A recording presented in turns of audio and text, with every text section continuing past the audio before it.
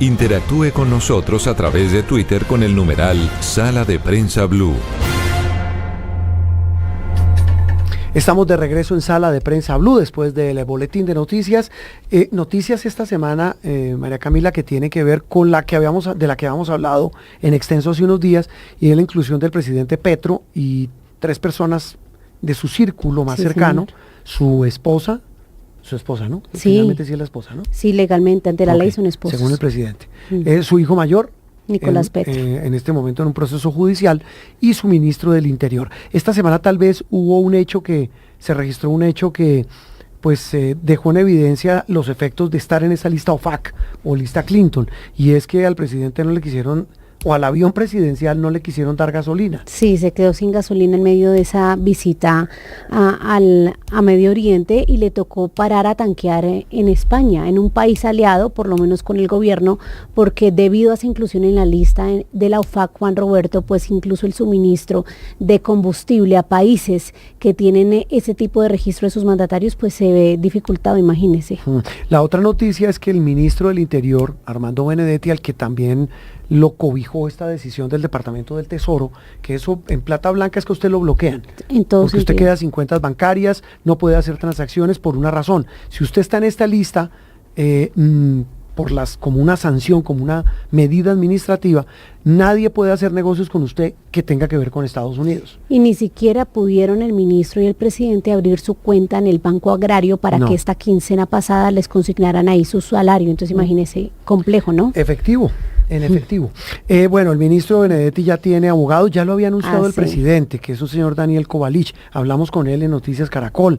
Y el ministro, el jueves, terminando el día, pues habló del abogado Michael Díaz, de la firma DRT, que va a representarlo en ese proceso administrativo, dice él, que está en curso para, también dice el ministro Benedetti, buscar su exclusión de la lista de los designados. Otra noticia, hoy domingo mañana lunes hay un documental realmente revelador en Noticias Caracol. Se llama Detrás de la Guerra, y habla de algo que hemos mencionado incluso aquí, que es la presencia muy polémica de militares, exmilitares colombianos o militares retirados, pero se volvieron activos como mercenarios en la guerra de Ucrania. Sí, señor, incluso conocimos las historias de varios de ellos que fueron a prestar prácticamente de esa experiencia que ganaron en el conflicto colombiano para meterse en ese conflicto allá entre Vladimir Putin y el gobierno de Zelensky. Pues muy bien, Andreina Solórzano nos tiene, Andreina, detalles de este documental que hizo la periodista Catalina Gómez. ¡Una línea, frente! Para los que quieren venir de Colombia, piénsenlo.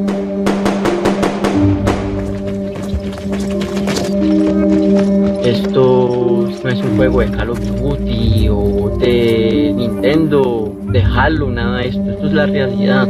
Aquí se tiran con misiles, morteros.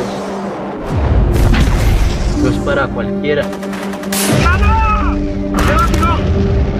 Estamos con Catalina Gómez Ángel, una periodista colombiana especializada en cubrir conflictos.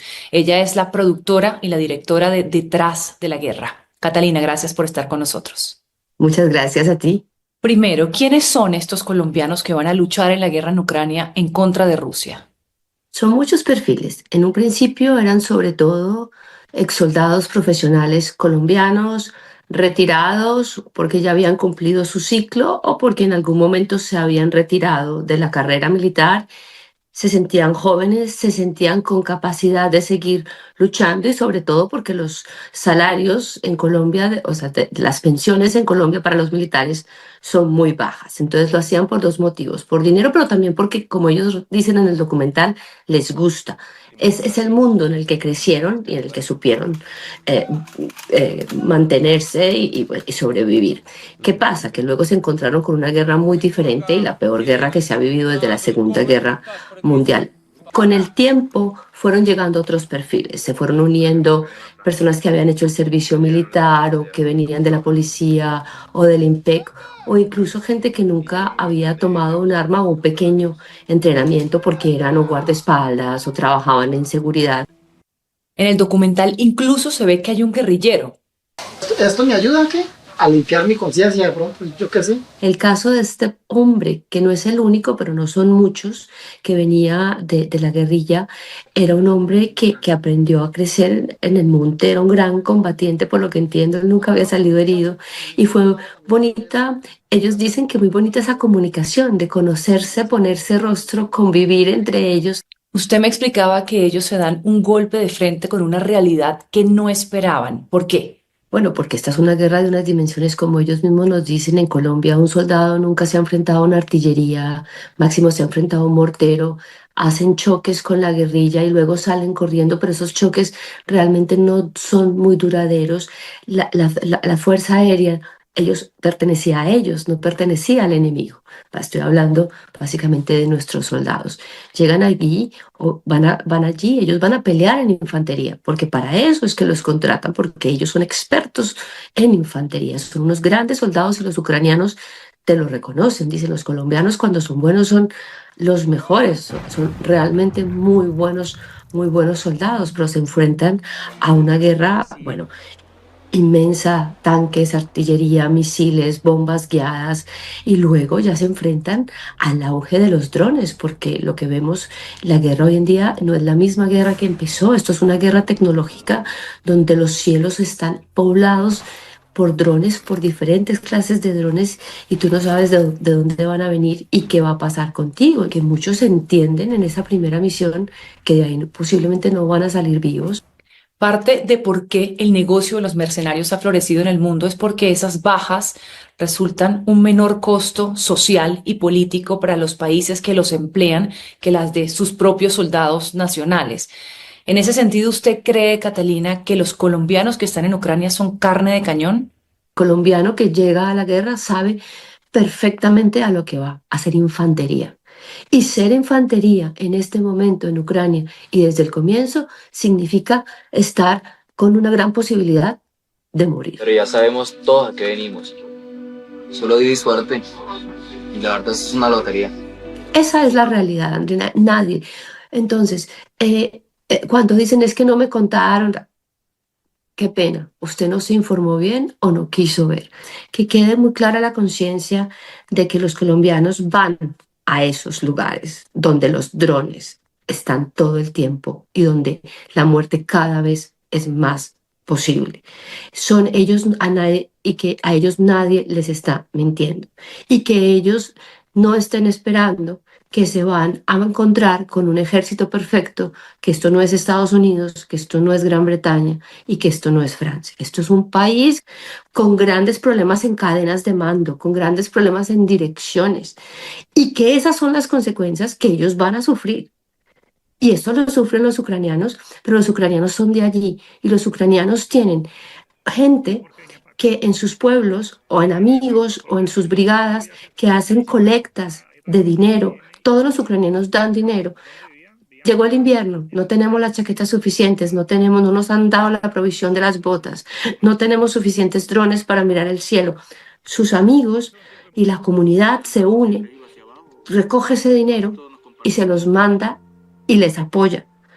Los colombianos solo dependen de lo que les dé su brigada, y depende de lo que sea, si es buena o mala. En Jartia se los dan, en otras no. Y también entonces mucho de ese dinero que ellos se ganan, que la gente piensa que es un montón, mucho de ese dinero lo tienen que invertir en comprarse un buen chaleco, en comprarse un buen casco, en comprarse unas buenas botas con su propio dinero. Y eso cuesta mucho dinero, porque si no lo tienes es más fácil morir.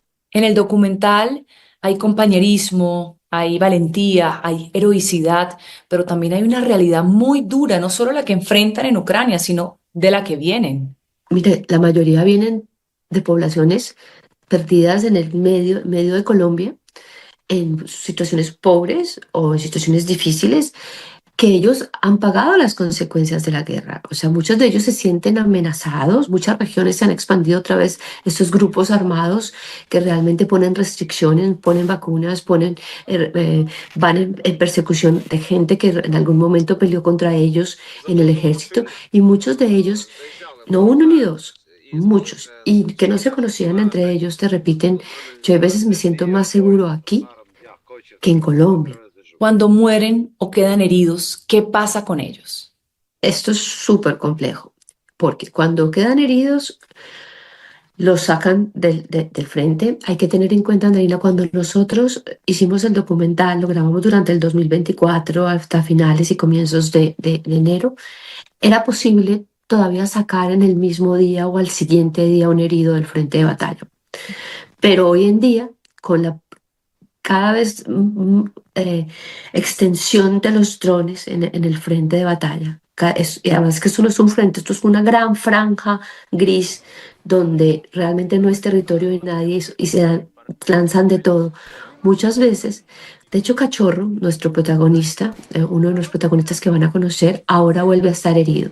Cachorro quedó herido, él volvió, queda herido, al compañero con el que iba lo mata un dron, lo descabeza, perdón, ser así de sincera, y Cachorro queda con unas pequeñas heridas y tardó en salir, no era nada grave, pero tardó en salir del frente de batalla, 10 días herido. Y esa es la realidad del frente de batalla. Los heridos hoy en día tardan hasta 10, 15 días. Y luego los que salen muertos, hay dos cosas. Los cuerpos que son recuperados, eso tarda un proceso. En Ucrania no hay embajada colombiana y hay mucha gente que queda en el frente de batalla sin ser recuperada porque, como le digo, la situación es imposible. ¿Cuál es la diferencia de los mercenarios colombianos que están en Ucrania que los que han estado en otras guerras como Sudán o Yemen? Este documental que nosotros hicimos sería imposible hacerlo en Sudán, en Yemen o en Dubái, porque esta gente hablaría off the record o no hablaría o nunca nos dejarían contarlo. Esa es la gran diferencia. En Ucrania esta gente va y firma un contrato oficial con las Fuerzas Armadas ucranianas y son oficiales y no son ilegales y pueden cargar un arma y pueden recorrer el país y pueden entrar y salir de Polonia mostrando que fueron soldados porque son oficiales. ¿A usted le tocaba verlos partir a sus misiones y muchas veces no llegar o llegar mutilados? Muy duro porque claro, es imposible no sufrirlo con ellos, ¿no? Que salgan que sentir el nerviosismo de que se van a misión y que uno no sabe si esos hombres van a volver. Y segundo, porque los que se quedan también pueden ser atacados, porque la guerra no solamente se vive en las trincheras, las guerras se viven en todas partes y muchas veces días que estuvimos en el lugar donde nosotros grabamos, esas noches les tiraron misiles cerquita. O los drones pasan por encima, o la artillería les cae cerca. Ellos también, muchos han muerto en esta guerra en el lugar de descanso. Y no puedo dejarla ir sin preguntarle, pasado más de 2 años, de ese día en el que usted vio la muerte de frente por un ataque ruso en Kramatorsk, que acabó con la vida de la escritora ucraniana Victoria Amelina. Usted estaba con ella, con el escritor colombiano Héctor Abad y con el excomisionado de paz Sergio Jaramillo. ¿Cómo ha procesado esa tragedia? El momento es difícil, pero tal vez cuando llevas cubriendo mucho tiempo una guerra, asumes que eso te puede pasar. Esa pizzería en Kramatorsk, yo voy mucho a Kramatorsk por cuestiones del trabajo y no la han tocado todos los alrededores y cuando paso yo veo lo que quedó y me estremezco y digo, ¿cómo sobrevivimos? ¿Cómo estamos aquí? O sea, la potencia de un misil es horroroso. Para lo que no estás preparado, Andreina, es la muerte de un ser cercano. O sea, a mí lo que realmente me dio duro de ese momento fue la pérdida de Victoria. Me hace seguir cauta, me hace tener cuidado. Lo que no me ha dejado es impedirme seguir haciendo mi trabajo, porque sería la victoria de quien quiere silenciarnos. Pero he aprendido mucho de Ucrania, de las nuevas guerras, y también siento porque creo que tengo un compromiso de cierta manera, pues no por nada, pero pues como un compromiso moral con Victoria de no dejar que nos olvidemos que la guerra en Ucrania existe. Pues bien, la invitación es a ver este impactante y revelador documental, Detrás de la Guerra. Catalina Gómez Ángel, gracias por estar con nosotros en Noticias Caracol.